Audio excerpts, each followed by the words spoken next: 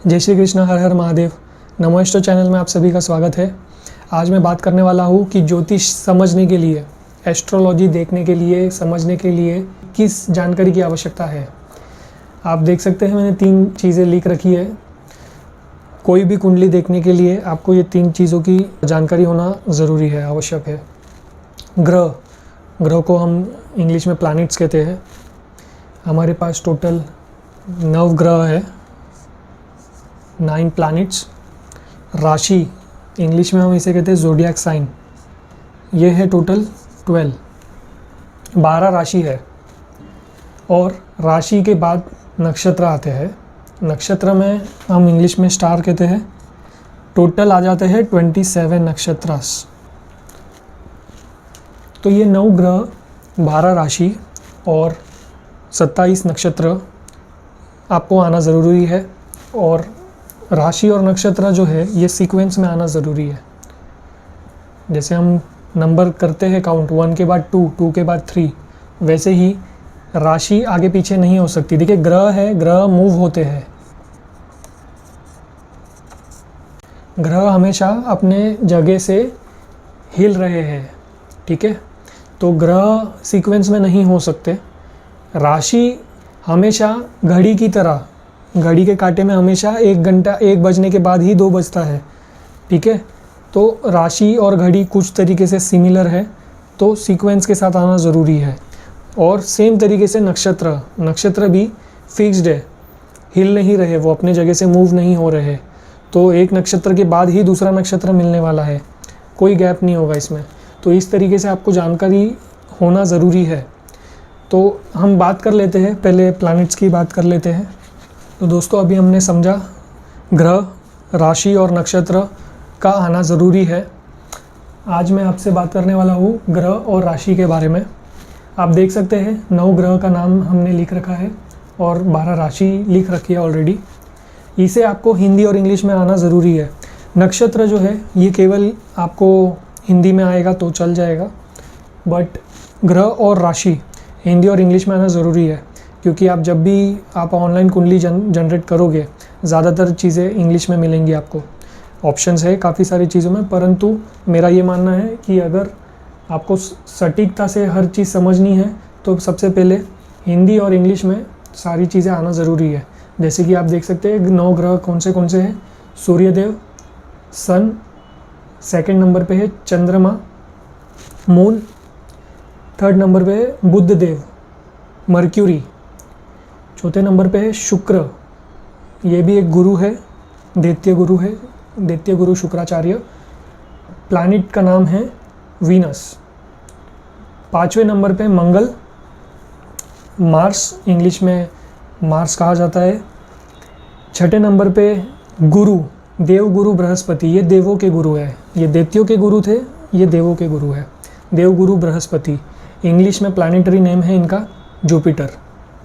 7वें number पे है Shanidev, English नाम है सैटर्न।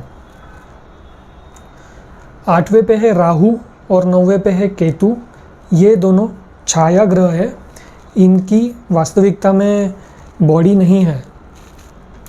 और एक इम्पॉर्टेंट चीज़ आपको समझना होगा, ज्योतिष कम्प्लीटली कैलकुलेटिव स्टडी है, कम्प्लीटली कैलकुलेशन के ऊपर बेस्ड है। तो राहु और केतु वो कैलकुलेटिव पॉइंट है जिसके मिलने पे ग्रहण योग जनरेट होता है।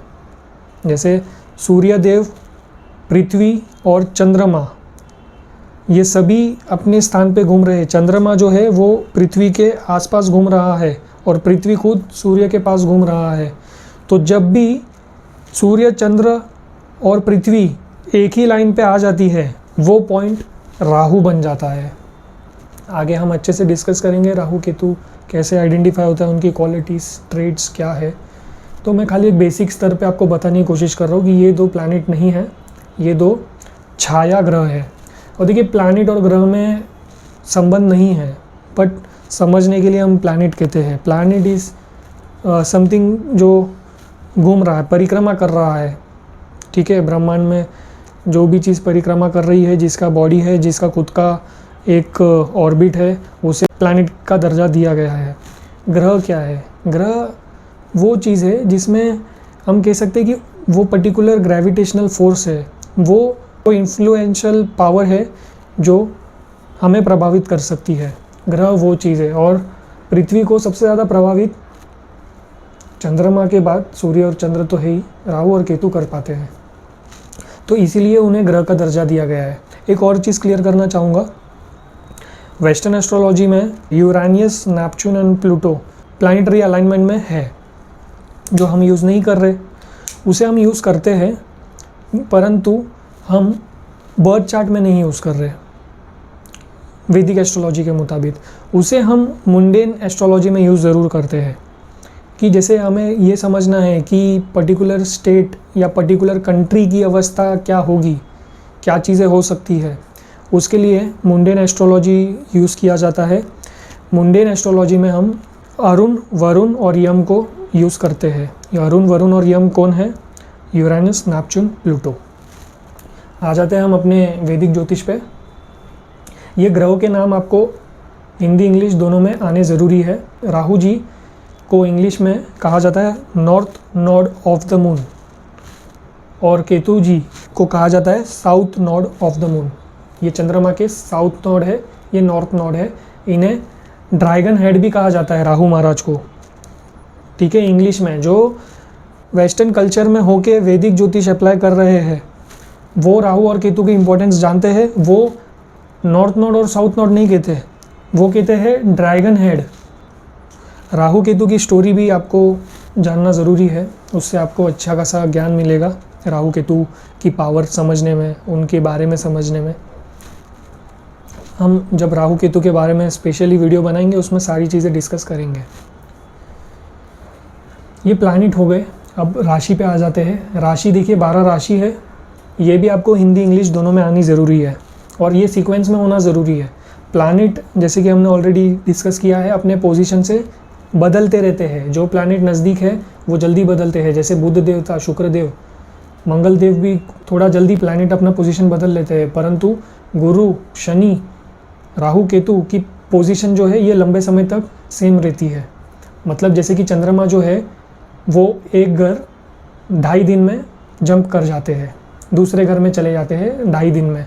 बुध देवता 24 दिन में, शुक्र देव भी 24 से 30 दिन में, मंगल देव 40 दिन में दूसरे घर में प्रवेश कर जाते हैं। गुरु, देवगुरु बृहस्पति 1 साल के बाद दूसरे घर में जाते हैं।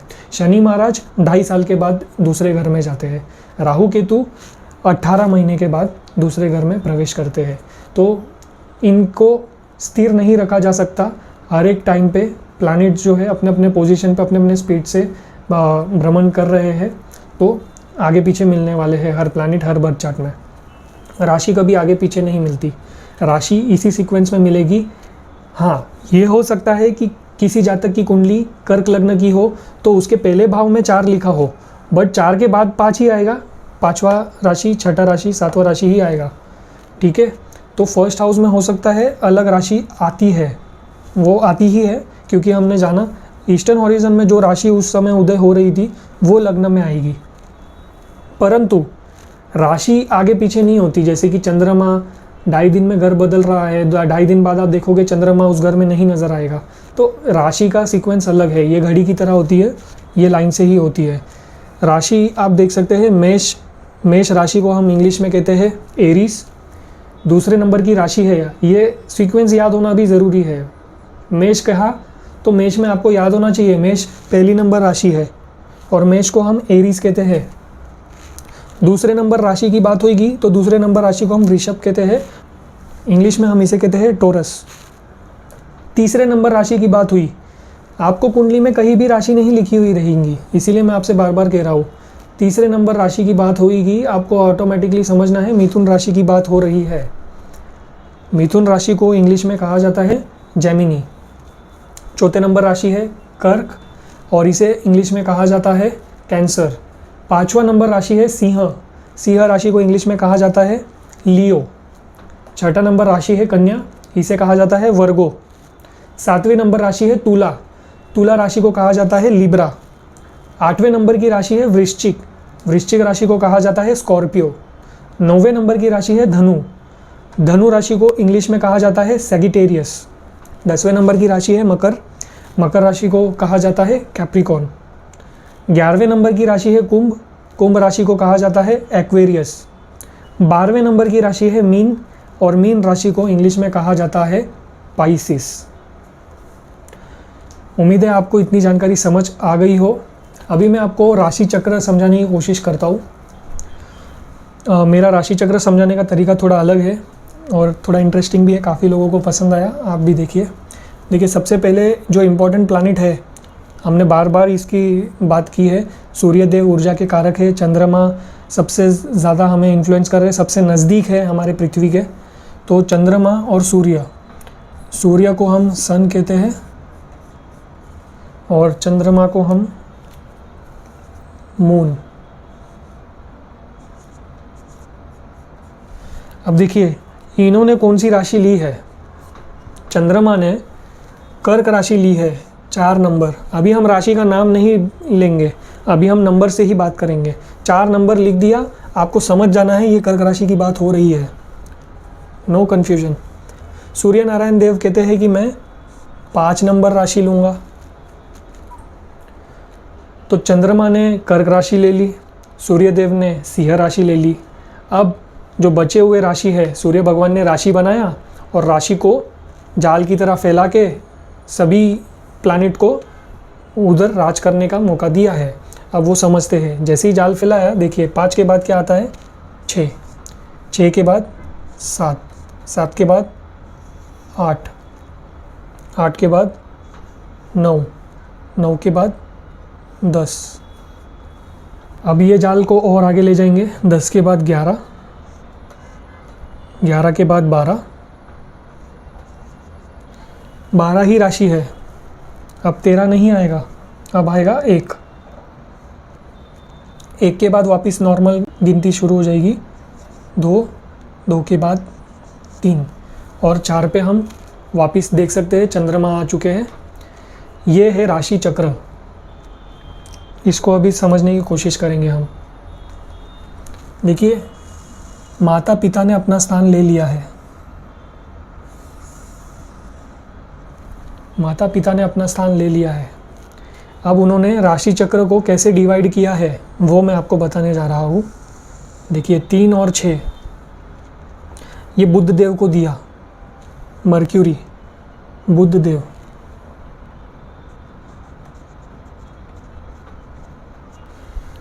तीन नंबर राशि क्या है, मिथुन राशि। 6 नंबर राशि क्या है, कन्या राशि। तो जब भी जेमिनी और वर्गो राशि आप देखें, आपको समझ जाना है कि इनके रूलर है मर्क्यूरी, बुध देव। अब जो सेकंड लेवल पे जो राशि आई है वो है 2 नंबर राशि और 7 नंबर राशि। 2 नंबर राशि आप देखते ही समझ जाएंगे, वृषभ राशि है, इंग्लिश में उसे टोरस कहा जाएगा। 7 नंबर है लिब्रा, तुला। और ये दोनों राशि को लॉर्डशिप दी गई है वीनस को। देख सकते हैं आप कैसे सीक्वेंस में काम करेगा। अब नेक्स्ट 2 राशि जो दी गई है, 1 नंबर राशि है मेष, एरीज, और 8 नंबर राशि है वृश्चिक, स्कॉर्पियो। और ये दोनों राशि को कंट्रोल कर रहे हैं मार्स।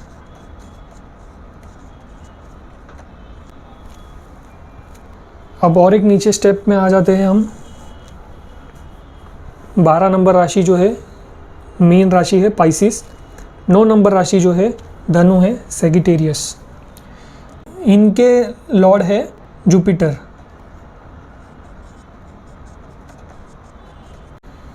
देवगुरु बृहस्पति। और जो लास्ट में बचा है 11 नंबर राशि और 10 नंबर राशि, वो है कुंभ और मकर। इनके लॉर्ड है सैटर्न, शनिदेव। देखिए, बहुत ही इजी तरीके से समझाने की कोशिश कर रहा हूँ।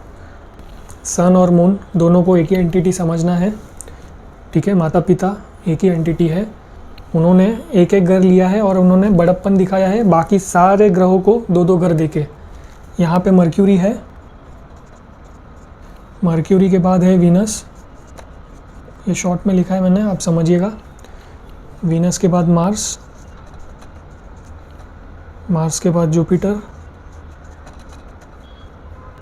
जुपिटर के बाद सैटर्न।